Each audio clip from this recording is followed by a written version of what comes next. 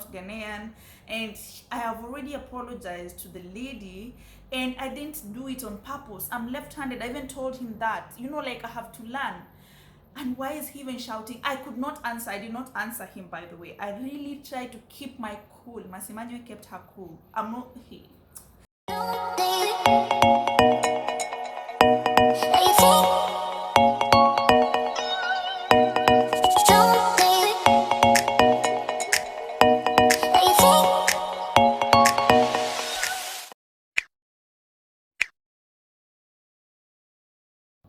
Hey guys, welcome back to my YouTube channel. So as you already have seen, I know some of you have already noticed that I moved from Ethiopia. I am now in Accra, Ghana, and yeah, it's been like almost a month now. I'm in Accra, Ghana. I'm experiencing all different kinds of vibes, different kind of things, different kind of lifestyle, and today I'm gonna do a story time video of how my first experience here, how I learned it the hard way to be right-handed. All of you know, most people know actually that I am left-handed. So, and being a left-handed here is almost like a taboo. So I'm gonna tell you a story of how I learned it the hard way here. But before that, I have been feeling so lonely and so homesick since I got here. Of course, I don't know, I just been feeling somehow homesick because this is far from home. As much as I've been living in Ethiopia, I had a family in Ethiopia. Like, I had people whom I could call family. I had a person whom I could rely on. Now I'm here all alone by myself, and it's quite challenging, I won't lie. So yeah, I'm trying to create fellowship with myself, trying to enjoy my company, because that's what I was advised to do. I was told to just try to have fellowship with me and try to enjoy my company. Guys, it's not easy. I am that person who talks. I'm that person of people. I am that person who loves people and being around people. I literally get my energy from people. So being alone, especially on a weekend or during the weekends, it's a bit challenging. And I wouldn't say I'm alone because I got some people here who also are like family, but this weekend I got to spend it on my own, by myself, in my house, in my room. Actually, it's a room, it's not even a house. In my room, in my guest room, and it's been very tough. Trust me, 2 days, and I felt like yesterday Kwanzaa, I was feeling so lonely. So today I decided to bring back the memories of the things I used to do kitambo when I was lonely. And one of the things that I used to do was to sing. So I'm gonna sing this song to you guys before I tell you the story. I hope it won't take long though. One Day at a Time by Miriam Belina. I know you guys know this song, and this song always reminds me to stay on track. Anytime I feel like I feel like I'm just things are not working out, this song brings me back on track. So mic check. I'm only human. I'm just a woman. Help me believe in what I could be, in all that I am. Show me the stairway I have to climb. Lord, for my sake, teach me to take one day at a time. One day at a time, sweet Jesus. That's all I'm asking of you. Just give me the strength to do every day what I have to do. Yesterday's gone, sweet Jesus, and tomorrow may never be mine. Lord, help me today, show me the way, one day at a time. Do you remember when you walked among men? Jesus, you know, if you're looking below, it's worse now than then. Pushing and shouting, that has crowded my mind. So Lord, for my sake, teach me to take one day at a time. One day at a time, sweet Jesus, that's all I'm asking of you. Just give me the strength to do every day what I have to do. 'Cause yesterday's gone, sweet Jesus, and tomorrow may never be mine. So Lord, help me today, show me the way, one day at a time. So I always say that we only have today, because tomorrow you don't know if it will be yours, and yesterday is gone. Like, I can't live my past, so I'm living today, and every day I remind myself to take a day at a time. Because sababu, from the way I have seen going on my things go up, the way I've seen things going on my side, I cannot rush it. Like, I just have to take a day at a time. Because, well, so story time. I wanted to tell you a story, guys, of how I got initiated into living in Ghana. Before I came here in Ghana, okay, some of you don't, I know I've not really told you guys what I came to do in Ghana, and maybe I'll tell you in another vlog. But I'm here, basically I'm here for a job. I'm working here in the meantime. And yeah, maybe I'll tell you later, and I'll tell you how I got this opportunity. Maybe it might help someone. So yeah, I will do that in another vlog. But in the meantime, I have to tell you this story because I don't want to sleep on it. So when we were coming, before we came, there's a form that we were filling called Settling In Advisory, whereby you would fill that form, and in some of the questions you were asked is about like, you're basically asked how the country, your host country is. So if you're coming to whichever country, you had to do research online and see the do's and don'ts of that host country and fill in that form before you travel. So one of the don'ts that I saw in that online about Ghana was that you do not you do not say hi, you do not greet people with the left hand, you do not give people money or anything with the left hand, especially when they are older than you. So I saw that, and of course it's I thought, okay, it's an African thing, you know, like if you are left-handed, I mean, you're not supposed to like do things with your left hand. So I just told myself, this is just a thing, you know.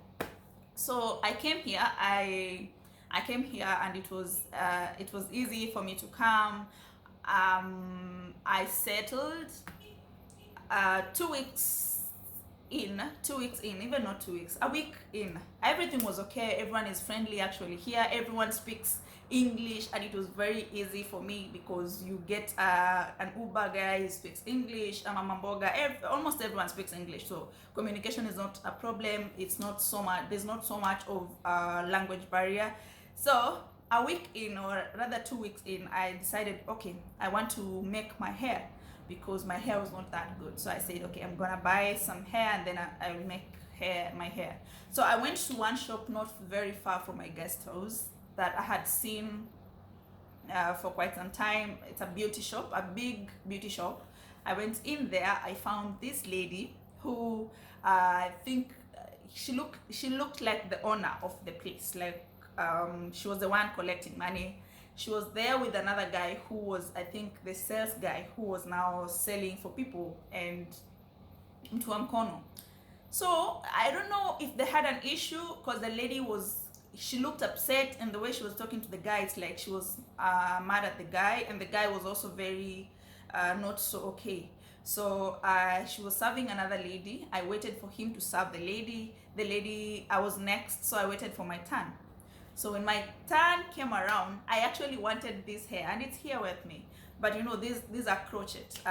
those who don't know, these are crochet. So I told the guy, I want one of those hairs. Can I see that one? So I just requested in a very polite way. By the way, I'm always polite, very polite when I deal with strangers. So the guy told me, no, you cannot. You can only see it from there. So I was like, okay, I was like, and he told me that and went to serve the next guy, because you can only see it from there, and he didn't give me any more attention. So I just stood there, because you cannot take something you've not seen, because these hairs come in different textures, different companies have different qualities. So I just wanted to ensure that the quality is good. So he went to serve the other lady until I again requested, can I see that hair? And then he just sort of gave it to me, and he was upset, sort of, I don't know. But I didn't really pay attention, because sometimes when people have bad days, you just let it. Sometimes you just be kind. So I was kind enough, and I just took the hair without really frowning, or of course I was a little bit I didn't like it, but I just played along. So I took the hair. I didn't even check the next one. I just took this one, whether I liked it or not. Although it was good, I can't complain. I took it. I told him to add me another packet. I took 2 packets. One packet was going for around 55 cedis, and 55 cedis, 50 cedis is almost 1,000 Kenyan shillings, guys. That's around $10. So it's expensive here. So I bought 2 packets. That's for 110 cedis. And then I went to pay. When I went to pay, I paid to the guy. I gave the guy 120 cedis. The guy took the money and gave it to the lady who was receiving money. She was an older lady, like I would say my mom, or even older than my mom. So she gave her the money. And then the lady took the change. It was 10 cedis, and she gave it back to me. That's where the whole drama started, guys. Mimi msichana, I stretched my hand, my only hand. I stretched it, not my only hand, my usual hand. I stretched my hand. I went to take the money, and the lady shouted at me. She really shouted at me, and in her language, of course, I did not understand. So I moved my hand back, and then I looked at the guy, and then the lady was still trying to give me the money. So I stretched my hand again, and then she shouted again, and then she was acting like she was so annoyed, so upset. I did not understand why. So I knew there's something that is not okay, or maybe I have done something that is not right.